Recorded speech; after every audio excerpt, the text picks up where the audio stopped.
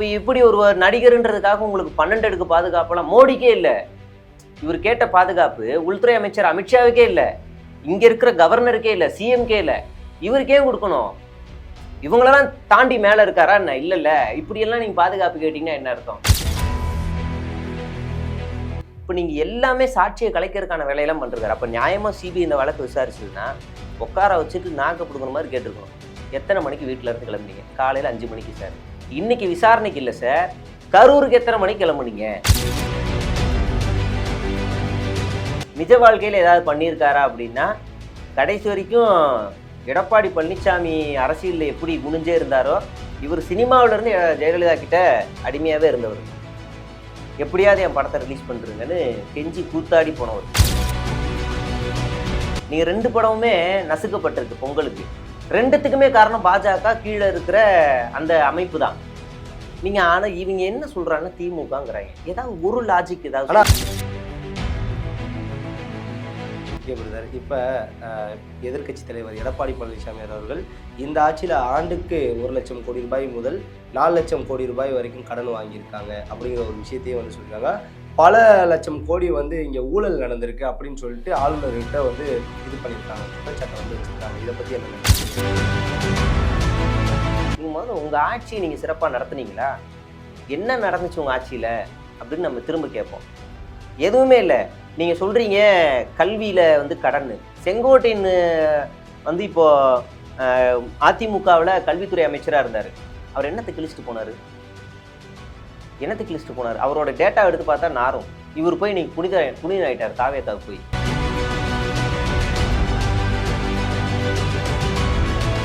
மாசத்துக்கு முன்னாடி தான் பிரதர் நடத்திருக்காங்க அந்த ஒரு விஷயத்தையுமே.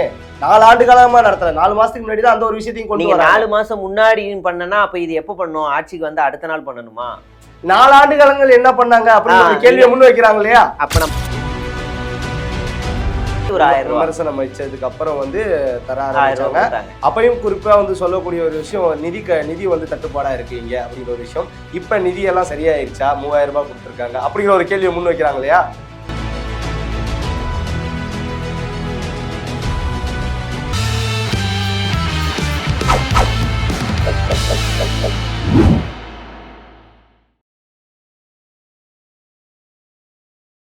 ஜெம் தொலைக்காட்சி நேயர்களுக்கு வணக்கம். இன்றைய சிறப்பு நேர்காணலில் நம்மோடு டிஎன் ட்ரோல் மீடியாவுடைய சேக்வாரா பிரதர் இணைந்துள்ளார். அவரிடம் அரசியல் சார்ந்த பல கேள்விகளும். பிரதர் வணக்கம். வணக்கம் பிரதர், எப்படி இருக்கீங்க? சூப்பர் பிரதர், நீங்க? நல்லா இருக்கும் பிரதர். பிரதர், கரூர் விவகாரத்தில் இன்று சிபிஐயில் வந்து விஜய் அவர்கள் டெல்லியில் போய் விசாரணைக்கு போயிருக்கார். இதை பற்றி என்ன நினைக்கிறீங்க? ஃபஸ்ட்டு விசாரணையிலேயே ஒரு என்னன்னா இப்போ ஒரு ஆக்சிடென்ட் ஆகுது ஒரு வண்டி. பொதுவாக ஒரு வண்டி ஆக்சிடென்ட் ஆயிடுச்சுன்னா அந்த வண்டியை சீஸ் பண்ணிடுவாங்க. இல்லை ஒரு வழக்கில் சம்மந்தப்பட்டிருக்க ஒரு வண்டினா அதை அடுத்து பயன்படுத்தக்கூடாது, அதையும் சீஸ் பண்ணுருவாங்க. இந்த சிபிஐ என்ன போக்கில் பண்ணுதுன்னே நமக்கு தெரியல. அந்த பஸ்ஸும் சம்மந்தப்பட்டிருக்கு. அந்த பஸ்ஸு 2-3 இடத்துல பிரச்சாரத்துக்கும் போயிட்டு வந்துருச்சு. இப்போ அந்த பஸ்ஸை வந்து அளந்துக்கிட்டு இருக்கிறாங்க. எவ்வளோ தூரம் நீளம் இருக்குது, எவ்வளோ அகலம் இருக்குது, எங்கேருந்து பார்த்தா தெரியும், குனிஞ்சு பார்க்கணுமா நிமிந்து பார்க்கணுமான்னு அளந்துக்கிட்டு இருக்காங்க. வித்தியாசமாக இருக்குது. 2வது, ஒரு வழக்கில் விக்டிம்ஸ் இருக்காங்களா, பாதிக்கப்பட்ட மக்கள், அந்த மக்களை சம்மந்தப்பட்டவர்கள் போய் பார்க்கக்கூடாது, நேர்லேயோ பொதுவெளியில் கூட பார்க்கக்கூடாது. அதுதான் இல்லைன்னா அந்த கேஸோட சாட்சிகளை கலைக்கிறதுக்கு சமம். ஆனால் விஜய் வந்து சட்டத்துக்கு விரோதமாக விக்டிம்ஸை ரூம்குள்ளே வச்சு அடைச்சி வச்சுட்டு பேசியிருக்காரு. ஆனால் நீங்கள் எப்படி சொல்கிறீங்க? பட் வந்து அவங்க எல்லாமே விஜய் அவர்களுக்கு ஆதரவாக அவங்க சொல்ல, அதுதான் எமோஷனல் பிளாக்மெயில்னு சொல்லுவோம். அதுதான் எமோஷனல் பிளாக்மெயில். நீங்கள் வந்து கேஸில் வந்து நீங்கள் கேஸ்க்குள்ளே வந்துருச்சு அப்படின்னா விக்டீம்ஸை வந்து நீங்கள் பேசவே கூடாது, பார்க்கவே கூடாது. இப்போ நீங்கள் செந்தில் பாலாஜியோட பதவி ஏன் பறிச்சாங்க? அதிகாரத்தில் இருந்தாருன்னா கீழே வந்து சாட்சிகள் கலைக்கப்படும். அது பல பிரஷருக்கு அப்புறம் தானே. ஆமாம், காரணம் என்ன? அதிகாரத்தில் இருந்தால் சாட்சிகள் கலைக்கப்படும், போய் விக்டீம்ஸை வந்து பேசக்கூடாது. அதுதானே காரணம். அதுக்கு அந்த சிபிஐ வந்து இது பண்ணாங்க, ஓகே ஆயிடுச்சுல. இப்போ ஏன் அந்த சிபிஐ இந்த வழக்கில் அப்படி அந்த ஆங்கிளில் பார்க்கல? சம்மந்தப்பட்ட விக்டிம்ஸை பக்கத்தில் யாருமே இல்லை, விஜய் மட்டும்தான் இருந்தாருன்னு அந்த கட்சியில் இருக்க முக்கியமான நபர்கள்லாம் பேசுகிறாங்க ரூம்குள்ளே. அப்போ உள்ளே என்ன நடந்துச்சு? காலில் விழுந்து அழுதாருலாம் சொல்கிறாங்க. காலில் விழுந்து அம்மா என்னை காட்டி கொடுத்துறாதான்னு அழுதுருக்கலாம். அம்மா என்னை மட்டும் விட்டுருங்கம்மா, புசியானதை போட்டு விட்டுருங்கம்மான்னு அழுதுருக்கலாம். அம்மா எல்லாத்துக்கும் காரணம் ஆது ஒரிஜினா இப்படி தானே சொல்லியிருக்கலாம். இல்லைனா ஒரு படி மேலே போய் எல்லாத்துக்கும் காரணம் திமுகமானு திசை திருப்பலாம், என்ன வேணாலும் பண்ணியிருக்கலாம். ஆனால் அவர் என்ன பேசியிருந்தாலும் கதவை அடைச்சிட்டு உள்ளே வச்சு பேசுனது சட்டத்துக்கு தப்பு. சட்டத்துக்கு புறமானது. கேஸ் வழக்கு நடந்து அவரு அதாவது மக்களை கரூர்லயே சந்திக்கிறதுக்கு பல வாட்டி வந்து அனுமதி கேட்கிறாரு. அனுமதி மறுக்கப்படுது இல்லையா இங்க? அனுமதியெல்லாம் மறுக்கல. அவங்க வந்து ஒரு மெயில் அனுப்பிச்சாங்க. கிரீன் கார்டர் ரேஞ்சுக்கு அவங்க வந்து கேட்டாங்க. என்ன தெரியுமா கேட்டாங்க? பாதிக்கப்பட்ட மக்களை பார்க்க போறதுக்கு சிக்னல் எல்லாமே கிரீன்ல இருக்கணும். ஸ்பீட் பிரேக்கே இருக்கக்கூடாது. அவர் வந்துட்டு போற வேகத்துக்கு பெரும் படை இன்னொரு பாதுகாப்பு, எஸ்கார்ட் பாதுகாப்பு வேணுமா? ஏற்கனவே இவர்கிட்ட ஒரு பாதுகாப்பு படை இருக்கு. மத்திய அரசாங்கம் கொடுத்தது இருக்கு. இது இல்லாம லோக்கல் போலீஸ் இருக்காங்க. இது இல்லாம இன்னொரு பாதுகாப்பு வேணுமா? எதுக்கு? இப்படி எல்லாம் கேட்டா எவனா கொடுப்பாங்களா? நீ என்ன அதிகாரத்திலே இருக்க? ஒரு கவுன்சிலர் கூட இல்ல. உங்களுக்கு எது கொடுக்கணும்? இல்ல கவுன்சிலர் அவரு கட்சி ஆரம்பிக்கிறதுக்கு முன்னாடி அவரை சார்ந்த பல பேர் மக்கள் இயக்கத்துல இருக்கவங்க அபிஷியல் கட்சியில இருந்து கவுன்சிலரா இருக்காங்க. அவர் சார்ந்த கட்சிக்கு முன்னாடி இருந்து கவுன்சிலரா இருக்கான்னு சொன்னீங்களே, அவர் வந்து என்ன தெரியுமா லெட்டர் கொடுத்தாரு? அது வந்து அவங்க அப்பா கட்சியை கொடியை வச்சு எலெக்ஷன்ல நின்னாரு. என் கொடியை வந்து என் போட்டோவை பயன்படுத்தி யாரும் வந்து எலெக்ஷன்ல போட்டியிடக்கூடாது, மீறினா நான் வந்து நீதிமன்றம் போன்னு அறிக்கை கொடுத்தாரு. இல்ல இப்ப கடைசியா நடந்த உள்ளாட்சி தேர்தல்ல விஜய மக்கள் இயக்கத்தை சேர்ந்தவங்க விஜய் அவரோட புகைப்படத்தை வைத்து எத்தனையோ பேர் கவுன்சிலர் அதான் சொல்றேன். நீங்க அபிஷியலா கட்சி ஆரம்பிச்சதுக்கு அப்புறம் ஒரு தேர்தல் கூட சந்திக்கல அப்படின்னா அபிஷியலா இவங்க கட்சியில கவுன்சிலர் இல்லைன்னு அர்த்தம். நீங்க ஃபர்வேஸை கொண்டு வந்தீங்கன்னா ஃபர்வேஸ் எல்லாம் முன்னாடி கட்சி ஆரம்பிக்கு முன்னாடி கவுன்சிலர், அப்புறமா வந்து நடுவில் வந்து சொருகிட்டவர் தான். யாருமே அபிஷியலா கட்சியில இருந்து கட்சி சார்பா தேர்தலை நின்று ஜெயிச்சவங்கன்னு யாரும் கிடையாது. இப்போ இப்படி ஒரு நடிகர்ன்றதுக்காக உங்களுக்கு 12 அடுக்கு பாதுகாப்பெல்லாம் மோடிக்கே இல்லை. இவர் கேட்ட பாதுகாப்பு உள்துறை அமைச்சர் அமித்ஷாவுக்கே இல்லை, இங்க இருக்கிற கவர்னருக்கே இல்லை, சிஎம்கே இல்லை, இவருக்கே கொடுக்கணும். இவங்களெல்லாம் தாண்டி மேல இருக்காரா என்ன? இல்ல இப்படியெல்லாம் நீங்க பாதுகாப்பு கேட்டீங்கன்னா என்ன அர்த்தம்? 2வது கல்யாண மண்டபமே கிடைக்கலங்கிறாரு. திருச்சி அந்த கரூர்ல கல்யாண மண்டபம் இல்லைன்னு சொன்ன ஒரே ஆள் இவர் தான். ஆச்சரியமா இருந்துச்சு. நாமக்கல்ல கல்யாண மண்டபம் இருக்கு, உங்களுக்கு கரூர் இல்லைன்னா பக்கத்துல வாங்க சார், கரூர் எல்லையில இருக்கு, நிறைய இருக்கு. அது ஒரு அப்பட்டமான பொய். இதுல வேடிக்கை என்னன்னா அதிமுக கல்யாண மண்டபம் நிறைய இருக்கு, பாஜக சொந்தமான கல்யாண மண்டபம் இருக்கு, போய் பார்க்கல. மாறா கூப்பிட்டு வந்து ரூம்ல அடைச்சு வச்சுட்டு பாக்குறாரு. அதுக்கு பின்னாடி ஒரு அரசியல் இருக்கு. ஏன் மகாபலிபுரத்தை சூஸ் பண்ணாருன்னு இருக்கு. இப்போ நீங்க எல்லாமே சாட்சியை கலைக்கிறதுக்கான வேலையெல்லாம் பண்றாரு. அப்ப நியாயமா சிபிஐ இந்த வழக்கு விசாரிச்சதுன்னா உட்கார வச்சுட்டு நாக்க பிடுங்குற மாதிரி கேட்டிருக்கணும். எத்தனை மணிக்கு வீட்டுல இருந்து கிளம்புனீங்க? காலையில 5 மணிக்கு சார். இன்னைக்கு விசாரணைக்கு இல்லை சார், கரூருக்கு எத்தனை மணிக்கு கிளம்புனீங்க? காலையில நாமக்கலுக்கு ஏன் 8:30க்கு வீட்டுல இருந்து கிளம்புனீங்க? கரூருக்கு ஏன் லேட்டா போனீங்க? உங்க முன்னாடி கண்ணு முன்னாடி மயங்கி விழுந்தாங்களா இல்லையா? அப்ப ஏன் நீங்க அந்த இடத்துல இருந்து போனீங்க? ராத்திரி எத்தனை மணி எவ்வளவு கிலோமீட்டர் வேகத்துல ஓடி போனீங்க? புடனை தெரிக்க ஓடி போனீங்க? அப்படிலாம் கேள்வி கேட்கணும். இவர் அங்க போயிட்டு என்ன செய்வாரு? தீய சக்தின்னு சம்மந்தம் இல்லாம. வேற என்ன நடக்க போகுது அந்த வழக்குல? எதுவும் நடக்காது. சும்மா விஜயை கூப்பிட்டு வச்சு பந்தாடுவாங்க. வா விட்டு வா, ஜாலியா விளையாடு, வா கொஞ்ச நேரம் எங்களுக்கு அடிமையாரு, வா விளையாடு போ, உனக்கு இன்னும் 2 மாசம் இல்லை 1 மாசத்துக்கு முன்னாடி கூப்பிடுவோம், அப்போ மறுபடியும் வந்து சும்மா வந்து உட்காந்துட்டு போ அப்படின்னு சிபிஐ கூப்பிடும். இவர் வந்துட்டு போவார், அவ்வளவுதான்.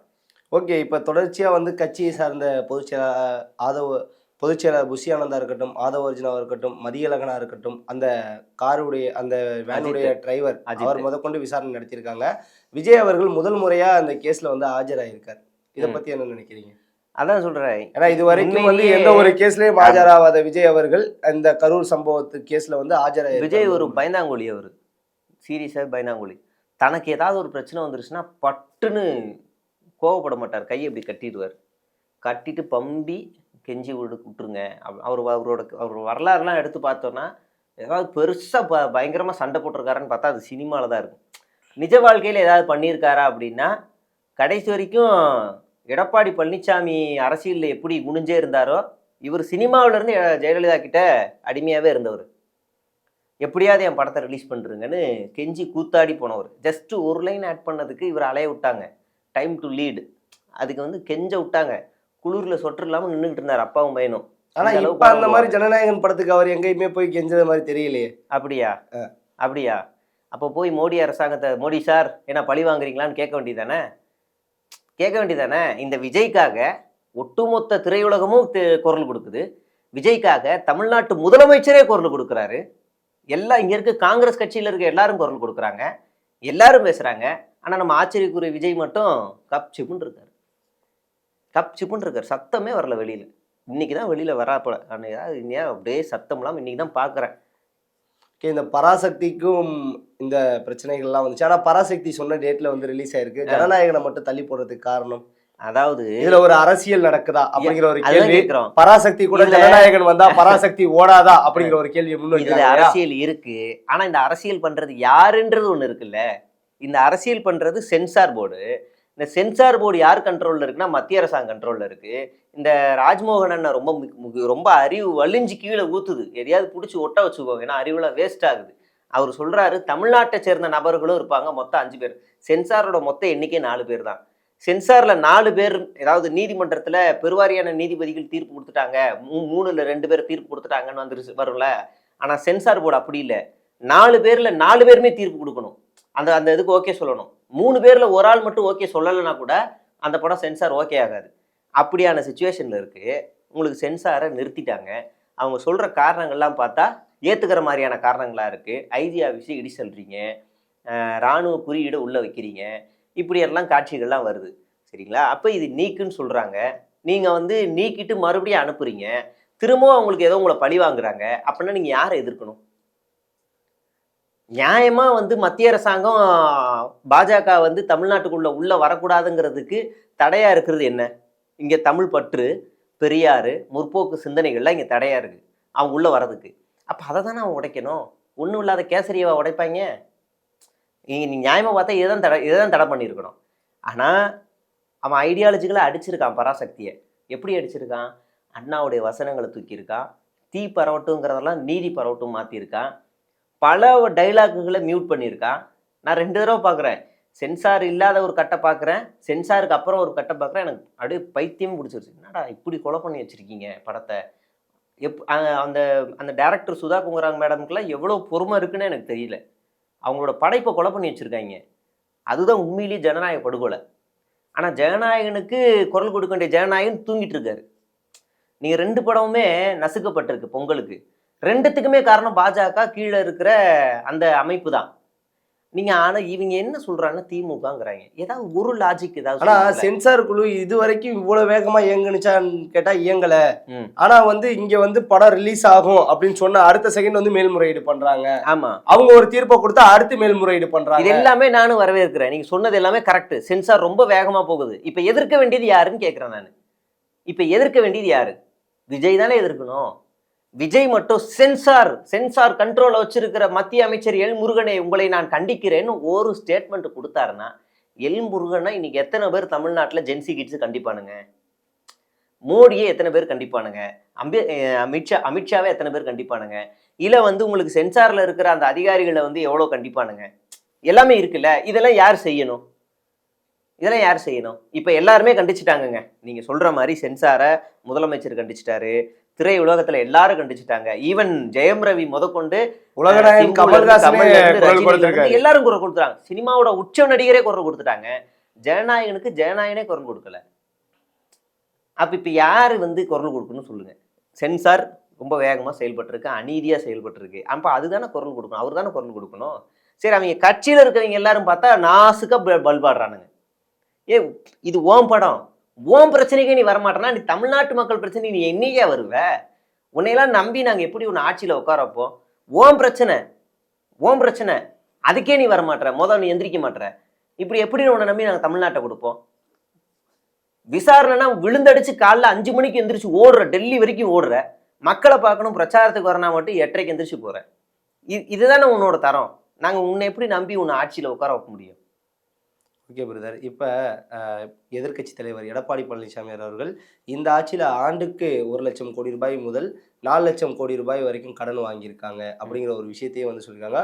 பல லட்சம் கோடி இங்கே ஊழல் நடந்திருக்கு அப்படின்னு சொல்லிட்டு ஆளுநர்கிட்ட இது பண்ணியிருக்காங்க, குற்றச்சாட்டை வச்சிருக்காங்க. இதை பற்றி என்ன நினைக்கிறீங்க? அதாவது கடன் வாங்கியிருக்காங்கன்னு சொல்கிறாங்கல்ல, அதை ஃபஸ்ட்டு எடப்பாடி பழனிசாமி சொல்கிறதுக்கு அருகதையே கிடையாது. அவர் சொல்கிறதுக்கு கொஞ்சம் கூட அருகதையே கிடையாது. ஏன்னா தமிழ்நாட்டை நத்தாந்திர காட்டுக்குள்ளே விட்டுட்டு போனவர் அவர் தான் ஒட்டுமொத்தமாக கடனை வாங்கி ஒரு வளர்ச்சியே இல்லாமல் தமிழ்நாட்டை சுடுகாடு மாதிரி ஆக்கிட்டு போனார். அதுக்கப்புறமா நமக்கு ஒரு படித்த ஆள் ஒரு நிதியமைச்சராக உள்ளே வராரு. அவர் கொஞ்சம் வேலைகள்லாம் பார்த்து அவர் சஸ்டெயின் பண்ணி வெள்ளை அறிக்கையை வெளியிட்டு இங்கேருந்து கடனை வாங்கி பயங்கரமாக கடன் வாங்கினாங்க, இல்லைன்னு சொல்லலை. அதுக்கு அவங்கள்ட்ட ஒரு பக்கா டேட்டா இருக்குது. எதுக்காக கடன் வாங்கணும் அப்படின்னும் போது, ஒன்று, கொரோனா காலகட்டத்தில் இங்கே ஒரு பெரிய தேவை இருந்துச்சு, உள்கட்டமைப்புகள்லாம் தேவை இருந்துச்சு, அதுக்கான செலவுகள் இருந்துச்சு. 2வது, நீங்கள் இன்றைக்கி எல்லா நலத்திட்டங்களும் இருக்குல்ல, மாணவர்கள்லேருந்து இப்போ ஓய்வூதிய திட்டம் வரைக்கும் பண்ணியிருக்கிறாங்கல்ல, அது எல்லாத்துக்குமே நிதி தேவைப்படுது. அந்த நிதிக்கு எல்லாத்துக்கும் சேர்த்து கடன் வாங்கியிருக்காங்க. சரி, இப்போ இந்த கடன் வந்து மத்திய அரசாங்கம் சொல்ற வரம்பை விட அதிகமா இருக்கா அப்படின்னு பார்த்தா கிடையாது.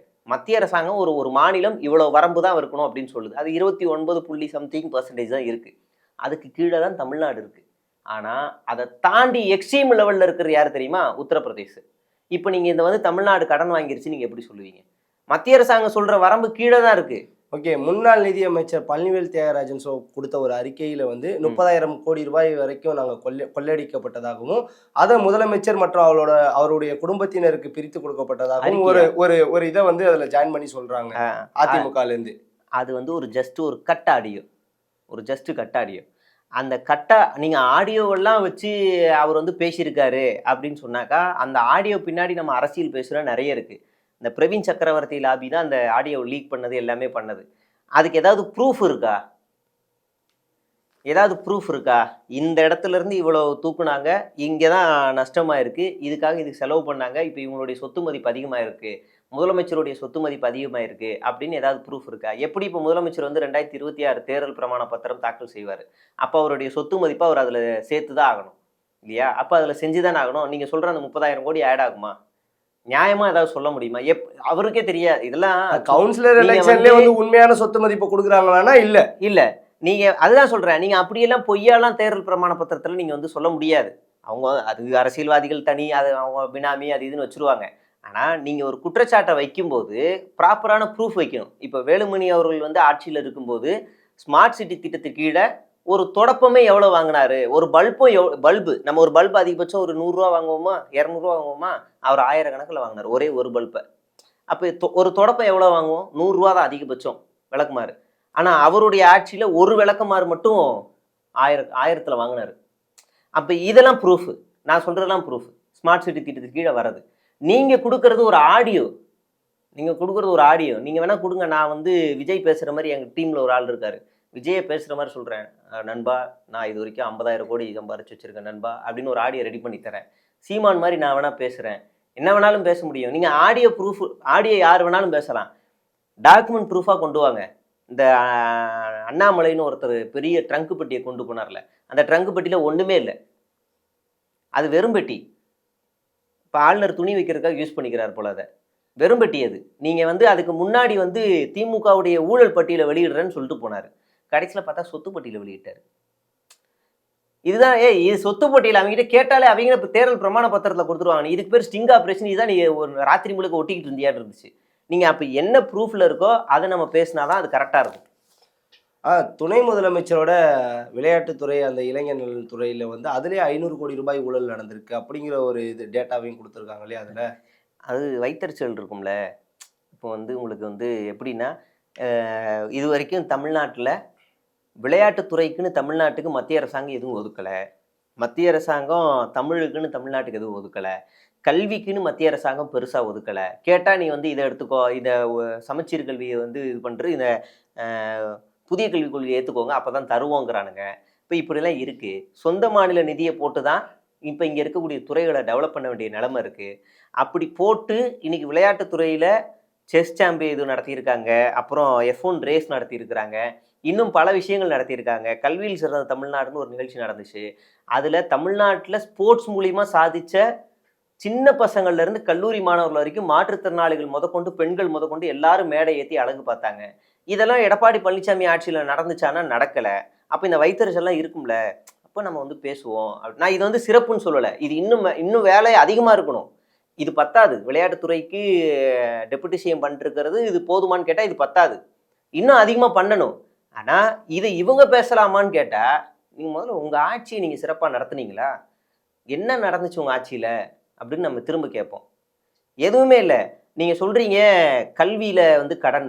செங்கோட்டையன் வந்து இப்போது அதிமுகவில் கல்வித்துறை அமைச்சராக இருந்தார். அவர் என்னத்துக்கு கிழிச்சிட்டு போனார்? அவரோட டேட்டா எடுத்து பார்த்தா நாரும். இவர் போய் இன்னைக்கு புனித ஆயிட்டார் தாவேக்காவுக்கு போய். ஆனால் அதே கல்வி அமைச்சராக இங்கே இருக்கிற 2 பேர் என்னென்ன பண்ணிக்கிட்டு இருக்காங்க? ஓகே, அதிமுக ஆட்சியில் வந்து இலவச மடிக்கணினி வந்து கொடுத்தாங்க. அதை வந்து நிறைய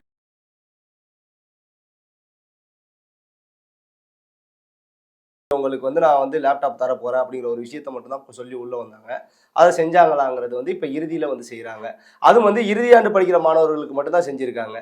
இதெல்லாம் கேள்வி வைக்கிறாங்க இல்லையா? அதாவது ஒரு லேப்டாப் கொடுக்குறாங்க, அந்த அந்த ஆட்சியில் நிறுத்துனாங்க, இப்படி இப்போ கொடுக்குறாங்கன்னு சொல்கிறோம்ல. இது பொதுவாக எல்லா ஆட்சியிலுமே ஏதாவது ஒரு திட்டத்தை நிறுத்தி இது பண்ணுவாங்க. ஆனால் இந்த லேப்டாப்பை திமுக அரசாங்கம் நிறுத்தினது தப்பு தான். நான் திமுக காரன் இல்லை, நான் திமுக காரனாக இருந்தால் நான் சப்போர்ட் பண்ணி பேசுவேன். அது நிறுத்தினது தப்பு தான். ஆனால் அவங்க காரணங்கள் நிறைய சொன்னாங்க. இந்த மதர் போர்ட் சிப்பில் பிரச்சனை இருக்குது, அப்புறம் வந்து டேபாக கொடுக்க போகிறோம் அப்படின்னு சொன்னாங்க, அப்புறம் அதுக்கான ப்ராசஸ் போயிட்டுருக்கு அப்படின்லாம் சொன்னாங்க. கடைசி காலகட்டத்தில் இப்போ லேப்டாப்பில் வந்து கொடுக்குறதா சொல்லியிருக்கிறாங்க. இப்போ எடப்பாடி பழனிசாமி ஆட்சியிலேயே வந்து உங்களுக்கு லேப்டாப் எல்லா மாணவர்களும் கொடுத்தாங்களான்னு கேட்டால் அப்படிலாம் கிடையாது. அப்போவே பாதி பேருக்கு நிறுத்தப்பட்டிருக்கு. அப்போவே நிறைய பேர் கொடுக்கவே இல்லை லேப்டாப்லாம். நான்லாம் அவருடைய ஆட்சியில் படித்தது தான். எனக்குலாம் லேப்டாப் வரல, என் பேட்சுக்கே வரல, பெரிய போராட்டமே நடத்தியிருக்கோம். எல்லாருக்கும்லாம் போகலை. சரி நீங்கள் அப்படியே வாங்க, அடுத்தடுத்த ஆட்சியில் வாங்க. நீங்கள் ஜெயலலிதா வந்து கலைஞருடைய திட்டங்களை நிறுத்தலையா? இல்ல பிரதர், நிறுத்துறது சரி. இப்ப எலெக்ஷன் வர போற டைம்ல வந்து கொடுத்தது ஏன் அப்படிங்கிற ஒரு क्वेश्चन வைக்கிறாங்க. இது வழக்கமான ஒண்ணுதான். இல்ல கல்லூரி படிக்கக்கூடிய எல்லா மாணவர்களுக்கும் கொடுத்ததா பரவாயில்ல, அததான் சொல்லி இருந்தாங்க. ஆனா இறுதி ஆண்டு மாணவர்களுக்கு மட்டும் குறிப்பா கொடுத்தது தானே இங்க வந்து கேள்வியா இருக்கு. இது வழக்கமான ஒண்ணுதான். நீங்க வந்து எலெக்ஷன் நெருங்குதுன்னா ஒரு அரசியல் கட்சியும் கொடுப்பாங்க. ஏன் எடப்பாடி பழனிசாமி கொடுக்கலையா? பொங்கல் பரிசு இது வரைக்கும் தமிழ்நாடு மக்கள் பார்க்காம 2500 ரூபா தூக்கி கொடுத்தாரு. 2021 தேர்தல் மே மாசம் வருதுன்னா 5000 ரூபாய் கொடுக்கலாமேன்னு முதலமைச்சர் சொல்லியிருக்காரு, அவர்கள் சொல்லியிருக்காரு. ஆனா இப்ப அவர் 3000 ரூபாய் தான் கொடுத்திருக்காரு. அதுக்கப்புறமா அடுத்த பொங்கலுக்கு கொடுக்க வேண்டியதுனால, கொரோனா காலகட்டத்தினால இருந்ததுனால இவர் தான் சொன்னார், எடப்பாடி பழனிசாமி தான் சொன்னாரு, கஜானாவில் காசு இல்லை அப்படின்னு இவர் தான் சொன்னார். அது உண்மைதான். எதுவுமே இல்லாம வெறும் கஜானாவை தான் இங்க கொடுத்துட்டு போனாங்க. அதுக்கப்புறமா கொரோனா காலகட்டத்தில் பாதிக்கப்பட்ட மக்களுக்கு நிதி தனியாக திமுக அரசாங்கம் கொடுத்துச்சு. நீங்கள் வந்து இந்த பொங்கல் பண்டிகை மட்டுமே குறுகிய பார்க்குறீங்கல்ல. ஆனால் அதை தாண்டி நீங்கள் நேரடியாக இங்கே மக்கள்கிட்ட எவ்வளோ பணம் போய்கிட்டு இருக்கு. நீங்கள் நேரடியாக மாணவிகளுக்கு 1000 ரூபா போகுது, அடுத்து பெண்களுக்கு தனியாக போகுது. இப்படி நீங்கள் இதெல்லாம் நீங்கள் ரிலேட் பண்ணி பார்த்தீங்கன்னா இதுல வந்து நீங்க இந்த விமர்சனம் வைக்க வேண்டியிருக்காது. அதான் பெண்களுக்கு வந்து அதாவது மாத உதவித்தொகை வந்து கொடுக்க போகுது எல்லாருக்கும் சொல்லி தேர்தல் அறிக்கை கொடுத்தாங்க. அதுக்கு வந்து குறிப்பிட்டு அதுக்கப்புறம் இந்த இதெல்லாம் இருக்கணும், இந்த தகுதிகளா இருக்கணும்னு ஒதுக்குனாங்க. எலெக்ஷன் வரும்போது எல்லாருக்கும் தரோம். நீங்க 4-5 மாசத்துக்கு முன்னாடியே எலெக்ஷன் வரதுக்காக இல்ல, ஃபர்ஸ்ட் 2 மாசம் மட்டும்தான் அந்த விமர்சனம் இருந்துச்சு. 2 மாசம் முடிஞ்சதுக்கு அப்புறமாவே அவங்க மறுபடியும் அந்த ஃபார்ம் எல்லாம் ஃபில் பண்ணி மறுபடியும் எல்லாருக்கும், எனக்கு தெரிஞ்சு 4 மாதத்துக்கு முன்னாடி தான் வந்து நிறைய பேருக்கே கொடுக்க ஆரம்பிச்சாங்க. அந்த லிஸ்ட் எடுத்து எல்லாருக்குமே கொடுக்க ஆரம்பிச்சாங்க. இன்னும் எனக்கு தெரிஞ்சு என்னோட சொந்தக்காரங்களுக்கே பாதி பேருக்கு வரல. சின்ன இடங்கள்ல அந்த டேட்டாஸ் வந்து மாறும்.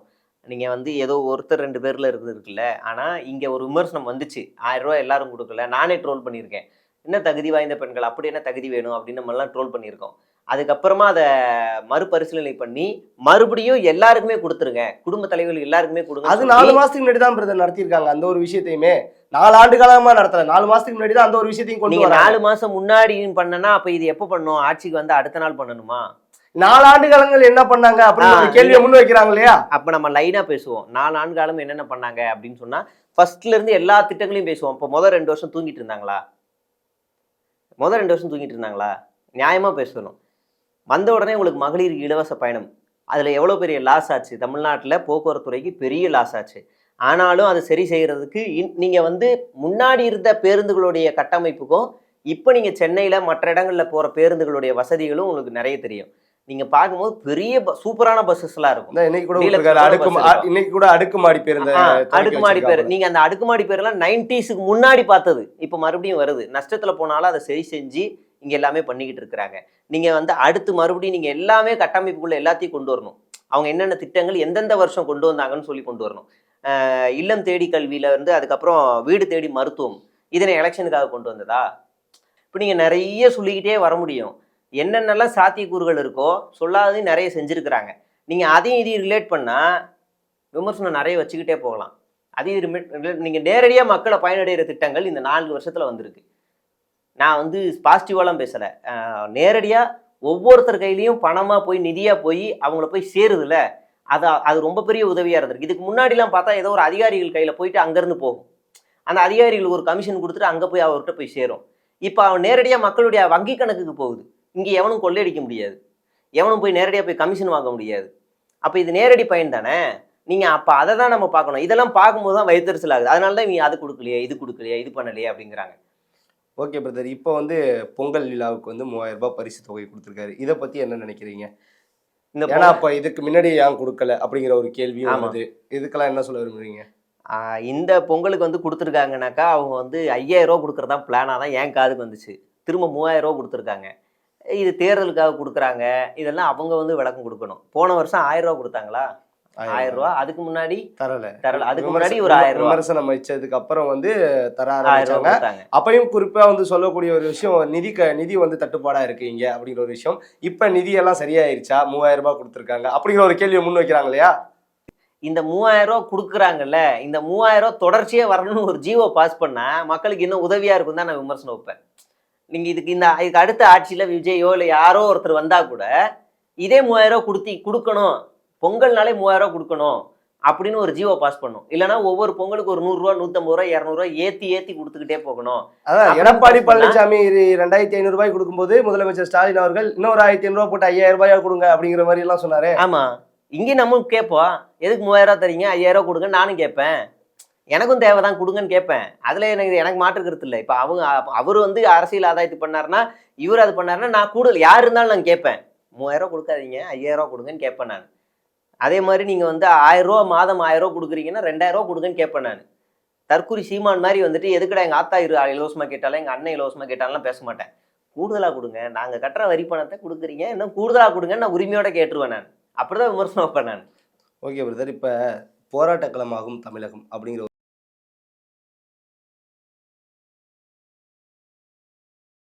ஒரு விஷயத்தை பத்தி எல்லாம் பேசியிருக்கோம். குறிப்பா இப்ப ரீசன்ட் டைம்ல மாத கணக்குல ஒரு போராட்டம் போயிட்டு இருக்கு அப்படின்னு வந்து பாத்தீங்கன்னா, முக்தாரை கைது செய்ய கோரி வந்து நாடார் அமைப்பினர் வந்து நிறைய வந்து போராட்டங்களை முன்வைக்கிறாங்க. முக்தாரையா? ஜேர்னலிஸ்ட் முக்தாரையா? எதுக்கு? அதாவது காமராஜர் அவர்களை பத்தி அவதூறு பரப்பியதாக சொல்லி வந்து போராட்டங்கள் நடக்குது. இதை பத்தி என்ன நினைக்கிறீங்க? எனக்கு அப்படின்னா நீங்க வந்து சீமான முத தூக்கி அடிச்சு உள்ள உட்கார வச்சிருக்கணுமே. சட்டையெல்லாம் கழட்டி உட்கார ஜெயிலில் உட்கார வச்சிருக்கணும். பெரியாரை பத்தி பேசுறாரு. பெரியாரை ஏத்துக்கிட்டவர் தானே காமராஜர். அப்ப ஏன் அந்த நாடார் அமைப்பு போராடல? அப்புறம் நிறைய அப்படின்னா நீங்க நிறைய பேசலாமே. இங்க வந்து இந்த முக்கியமான தலைவர்களை இன்னைக்கு இழிவுபடுத்திட்டு இருக்காங்கல்ல, அவங்க பத்திலாம் நம்ம நிறைய பேசலாம். இவர் ஜேர்னலிஸ்ட். இவர் சொல்றாருன்னா அது அவர் என்ன பேசியிருக்காரு நான் இன்னும் பார்க்கல. அப்பனா அவர் ஏதாவது அவதூறு பேசியிருக்காருன்னா அவர் மீது வழக்கு தொடர்ந்து சட்ட ரீதியா சந்திக்கணும். இதுக்கும் அரசுக்கும் என்ன சம்பந்தம்? இல்ல இதுவரைக்கும் வந்து அரசு வந்து எந்த நடவடிக்கையும் எடுக்கல, இவ்வளவு போராட்டம் பண்றாங்க அப்படிங்கிற ஒரு குற்றச்சாட்டை முன்வைக்கிறாங்க நாடார் அமைப்பினர். அது சட்ட ரீதியா அது நீதிமன்றம் அது தனி. அதுக்கு நடுவில் வந்து சிஎம் உட்காந்துட்டு வாங்க முக்தார் உட்காருங்க, சொல்வதெல்லாம் உண்மை, நீங்க நாடார் சமூகம் உட்காருங்க, சொல்லுமா என்னம்மா நடந்துச்சு அப்படின்னு நான் பேச முடியும்? அது 2 பேருக்குள்ள நடந்த இஷ்யூ. நீங்க அவர் வந்து ஏதோ பேசியிருக்காரு. இப்ப நான் ஒன்று பேசுறேன், நீங்க ஒன்று பேசுறீங்க. நான் ஏதோ ஒரு தலைவரை பத்தி தப்பா பேசிட்டேன், சம்மந்தப்பட்டவங்க போராட்டம் நடத்துறாங்க. இதுக்கு என்ன தீர்வு? நீதிமன்றம் தான் தீர்வு. காவல்துறை தான் தீர்வு. காவல்துறை எஃப்ஐஆர் போட்டு நீதிமன்றத்தில் போய் உட்காரணும். அது யதார்த்தமான அது தனியாக நடக்கிற ஒரு சமூக பிரச்சனை. அவர் என்ன பேசினாருன்னு எனக்கு தெரியல. மேபி அவர் தப்பாக பேசியிருந்தாருன்னா அதை சட்ட ரீதியாக அந்த அமைப்பை அணுகணும். நீங்கள் அப்படி ஒவ்வொரு தலைவருக்கா நியாயமாக இருக்குன்னா நீங்கள் முதல்ல சீமானை தூக்கி உள்ளே உட்கார வைக்கணும். சீமான் கூட இருக்கிற தம்பி பேசினா பாருங்க, ஒரு டுபாகூர் ஒருத்தன் சின்ன பையன், பெரியாரே எனக்கு மண்ணு தானே டே மண்டையில் என்னடா இருக்குன்னு அடிச்சு மொட்டையை எடுத்து விட்டுருணும் அவனை. நீங்கள் காரணமே யாருடான்னு பேச வைக்கணும் அவனை. ஒரு அம்மா சொல்லுது, பெரியார் வந்து இறந்ததுக்கு அப்புறம் நல்ல வேளை நான் வந்து சுதந்திரமாக இருக்கலாம்னு நினச்சேன், சங்கராச்சாரியார் மாதிரி இருக்கலாம்னு நினச்சேன், இருந்திருப்பேன் அப்படின்னு என்னமோ வார்த்தையை சொல்லுது. அப்படிலாம் பேசவே இல்லை பெரியார். அவருடைய இறப்பில் வந்து அவர் தெளிவாக எழுதுறாரு. அவங்க மனைவி இறந்தப்போ நான் ஏதோ ஒரு வகையில் ஒன்று ஆணாதிக்க சிந்தனையில் கூட நடந்திருக்கலாம், நீ இல்லாத உலகத்தில் நான் எப்படி இருக்க போகிறேன்னு உருக்கமாக எழுதுறாரு. இந்த தற்கொலை கூட்டம் இது இன்னொரு தற்கொலை கூட்டம். சீமான் கட்சியில் இருக்கிறதுலாம் முரட்டு தற்கொலைன்னா தாவே காவலர்லாம் முட்டா தற்கொலை. இந்த 2 தான் நீ தமிழ்நாட்டை சீரடிக்குதுங்க. அவங்க பேசுறா. இப்போ பெரியாரை பற்றி பேசலாம் உனக்கு என்ன தகுதி இருக்கு? இப்போ இவரை பற்றி இவெல்லாம் பேசுறாங்க, நீ உன்னை தூக்கி ஒரு பெரிய ஆளாக்க முடியுமா? போய் தொலை, அதெல்லாம் சட்டம் பார்த்துக்கும், நீதிமன்றம் பார்த்துக்கும், நான் அப்படியே ஓட வேண்டியதுதான். ஓகே. குறிப்பா வந்து பாட்டன், என்னோட முப்பாட்டன் அப்படியெல்லாம் சொல்லி தானே அவங்க பிரச்சாரத்தை முன் வைக்கிறாங்க எல்லாரையும், தமிழ் தலைவர்கள் எல்லாரையும். இதை எப்படி பாக்குறீங்க? இந்த சக்கரை பொங்கலுக்கும் என்னது வடகரி எவ்வளோ கேவலமாக இருக்கும், பிசைஞ்சு தின்னா எவ்வளோ கேவலமாக இருக்கும். அந்த மாதிரி தான் சீமான் வந்து ஒரு உதாரணம் சொன்னார். திருமாவளவனும் ஐயா ராமதாஸ் அவர்களும் எனக்கு பெரியாருன்னாரு. 2 பேர் வந்தாங்கன்னு வைங்களேன், சப்புன்னு இருப்பாங்க. நீ 2 பேர் நான் நீ பார்த்தியா? நாங்கள் 2 பேரும் ஒரே கருத்து பேசியிருக்கோமா? நீ என்ன பேசிக்கிருக்கன்னு அடி சப்புன்னு இறுக்கி விட்ருவாங்க. லூசு மாதிரியான வாதம். நான் பெரியாரை ஏற்றுக்க மாட்டேன், எங்களை பொறுத்த வரைக்கும் பெரியாருங்கிற ஒரு திருமாவளவன் அண்ணன் அவர்களும் ராமதாஸ் அவர்களும்ன்றார். ராமதாஸ் யாரு? சாதி ஒரு புனிதமானதுன்னு சொல்லக்கூடியவர். இவர் யாரு? சாதி ஒரு மனிதனை மிருகமாக்குன்னு சொல்லக்கூடியவர். 2 பேரும் ஒண்ணா? இவங்க மதத்தை ஏற்றுக்குவாங்க, இவங்க பாஜக ஆதரவு, இவர் இடது சிந்தனை. எந்த விஷயத்துலையுமே ஒற்றை கருத்து இல்லை. ஆனால் இவர் இப்படி பேசுவார். கொஞ்ச நாளைக்கு முன்னாடி கிருஷ்ணரை திட்டுவார், இப்போ கிருஷ்ணர் என் பக்கத்து விடும்பார். கொஞ்ச நாளைக்கு முன்னாடி சிவனை திட்டுவார், சிவனு நானும் டீ குடிச்சோன்னுவார். இப்படி என்ன வேணாலும் சீமான் பேசுவார். நீங்கள் சீமான் பேசுகிறத மேடையில் ரசிச்சிடணும். சிரிச்சா போச்சு ரவுண்டு மாதிரி சிரிச்சா அப்படி ரசிச்சிடணும், அவ்வளோதான். ரசிச்சுட்டு அப்படியே கீழே இறங்கிடணும். அந்த ஆள் சொல்கிறதெல்லாம் வந்து பார்த்துக்கிட்டு நம்ம ஃபாலோ பண்ணோம்னா செத்து போயிடுவோம். சுகப்பிரசவம்னு வரும். நீங்கள் சுகப்பிரசவம்லாம் வீட்டுக்குள்ளே பார்க்கக்கூடாது, சட்டப்படி தப்பு. தயவுசெய்து அப்படி வந்துச்சுன்னா பார்த்துக்கிட்டு இருக்கிறவங்களாம் பார்த்தா தயவுசெய்து பக்கத்தில் இருக்க அரசு மருத்துவமனை கொண்டு போயிடணும். கையெலும்பு உடஞ்சிருச்சுன்னா பக்கத்தில் இருக்க இலையை எடுத்து சுற்றிக்கோன்னு சீமான் சொல்லுவார். அப்படிலாம் சுற்றக்கூடாது. போய் ஆஸ்பத்திரி போய் எந்த இடத்துல ஃப்ராக்சர் ஆகிருக்கு, எந்த கட்டு போடணும்னு போய் பார்க்கணும். தேலோ பாம்போ குத்திடுச்சுன்னா அண்டால கை விடக்கூடாது. அரை மணி நேரத்தில் செத்து போயிடுவேன். 10 நிமிஷத்தில் ஆஸ்பத்திரிக்கு போயிடணும். சீமான் பேசுறது ஒரு நகைச்சுவை அரசியல். பார்த்து ரசிச்சுக்கலாம். ஓகே, நான் நல்லா இருக்கு, அவ்வளோதான், வீட்டுக்கு போயிடுறோம். இப்போ வீட்டுக்கு ப்ரெஷராக போயிட்டு இருப்போம், தெருமுனையில் கூட்டம் போட்டிருந்தாருன்னா நின்று பாருங்க, பார்த்துட்டு அப்படியே கிளம்பிடுங்க, அவ்வளோதான். ஓகே, உங்கள் சிறப்பான தகவலுக்கு ரொம்ப நன்றி. நன்றி.